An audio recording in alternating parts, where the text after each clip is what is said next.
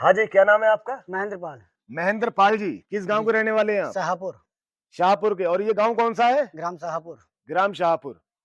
तो ये Gorakhpur Shamli express way जो आपके गांव में होकर निकल रहा है, जी, जी। इससे आप खुश हैं? खुश तो हैं, हैं। मगर जो निकल रहा है, जो इधर से उधर जो साइडों में भूमि बच रही है हम लोगों की, हम्म।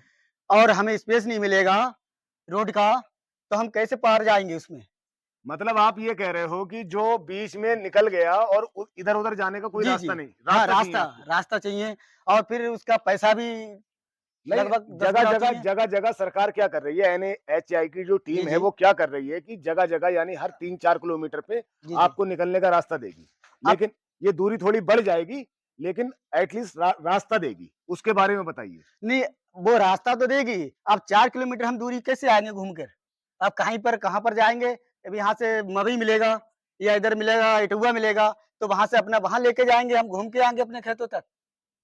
सबसे बड़ी दिक्कत ये है, NHAI की टीम अगर मुझे सुन रही है, तो सबसे बड़ी दिक्कत ये है कि किसानों को उनके खेत तक के जाने का रास्ता बंद ना करे।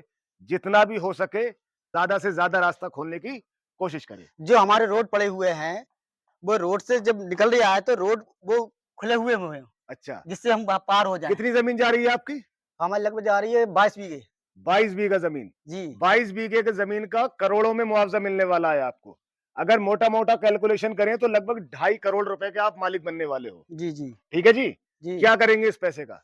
इस पैसे का हमें भूमि मिल जाए, वो खरीद लेंगे, या हमें कोई अपना बिज़नेस कर सकते हैं।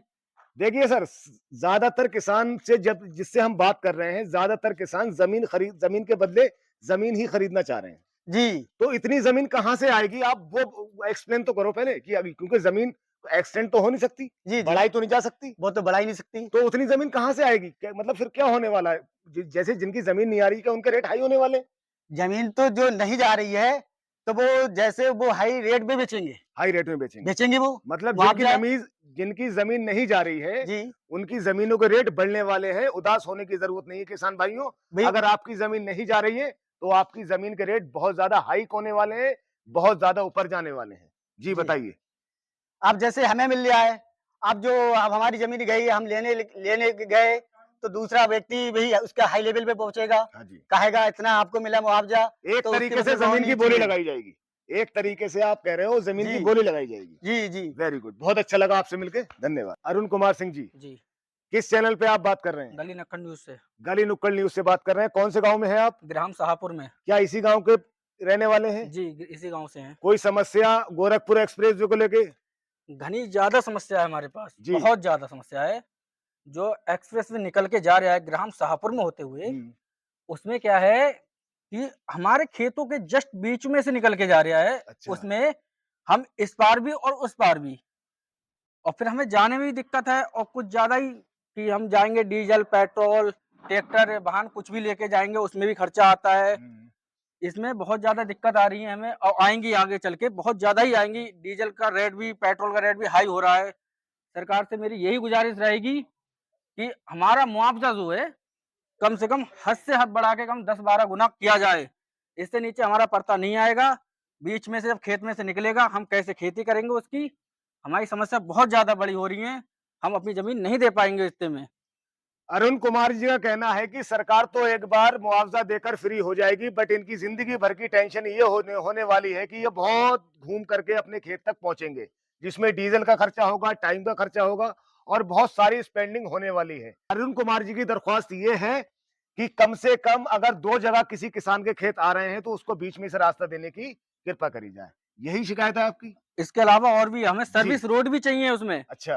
क्योंकि जब हमारा जो बचेगा, हम्म। ट्रैक्टर चलेगा, नहीं चलेगा वो भी देखना है। उसके बाद अगर चल गया तो ठीक है, वरना सब सर्विस रोड होगी तो हम वहाँ पर अपना मकान भी बना सकते हैं, हम रह भी सकते हैं, मार्केट भी बना सकते हैं, उससे हम 2 पैसे भी कमा सकते हैं।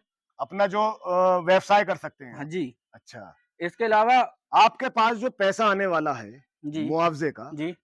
उस पैसे का आप कहाँ यूज करेंगे? उसका यही यूज़ होगा, अगर हमें भूमि मिलेगी तो हम्म। हम भूमि ले लेंगे, हम्म। नहीं मिलेगी तो हम अपना वहाँ रहने का कराएँगे, वहाँ रहने के बाद मार्केट बनवा लेंगे। अगर सर्विस रोड मिल जाएगी, तभी हमारा उसमें वही पैसा से हम लौट-बदल अपना कर सकते हैं, यानी उससे गुज़ारा कर सकते आप हैं। गुजर बसर कर सकते हैं। जी। अच्छा, ऐसा नहीं है कि आप अगर मान लो क्योंकि नौजवान किसान हो, जी। ऐसा नहीं कर सकते जैसे मुआवजे का पैसा आएगा तो आप मनाली ट्रिप करने चले गए, स्विट्जरलैंड चले जाओ, कश्मीर चले जाओ घूमने, ऐसा नहीं करोगे? अगर ऐसा हम कर लेंगे तो आने वाली हमारी पीढ़ी क्या करेगी? हमारे पिताजी ये बैठे हैं, इनका क्या होगा? इनका कैसे करेंगे हम? तो दोस्तों, जितने भी हमने किसानों से बात की है, सबसे बड़ी बात यह है कि किसान चाहता है ज़मीन के बदले ज़मीन। उसको नहीं चाहिए ये फैसिलिटी जो 10 फीट या 15 फीट की हाइट पर आप जो लग्ज़री गाड़ियाँ जाएँगी या क्या उस पे ट्रक चलने वाले हैं, उसको इस चीज़ से कोई मतलब नहीं है। उसको मुआवज़े के पैसे से ज़मीन के बदले ज़मीन चाहिए। बहुत अच्छा लगा सर जी, आपसे थैंक मिलके। यू, धन्यवाद। धन्यवाद।